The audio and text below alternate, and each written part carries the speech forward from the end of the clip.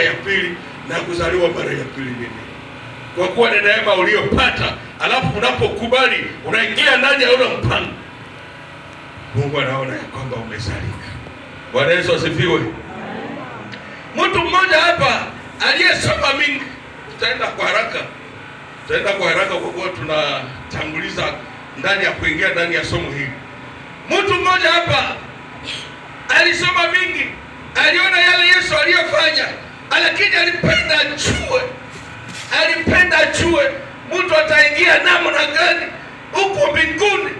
Ni kusema neema alikuwa bado hayaelewa vizuri, ingalao alikuwa ni mtu mwenye alipaswa kuwa wa kuelewa kwa rahisi namna vitu vinavyotembea.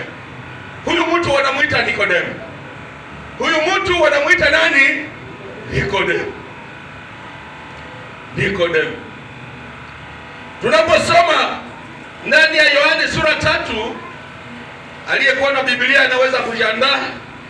Tunaposoma ndani ya Yohane sura 3, tukianza mstari wa kwanza mpaka ule wa 7, tutaweza kwanza kuelewa hapo historia, maneno ambayo mazungumzo iliyokuwa kati ya Nikodemo pamoja na Yesu Kristo. Japo tutatembea polepole, lakini tuanze kuelewa hapo. Hiyo ni somo kubwa ambayo tunaingia ndani yake. Kuzaliwa mara ya pili.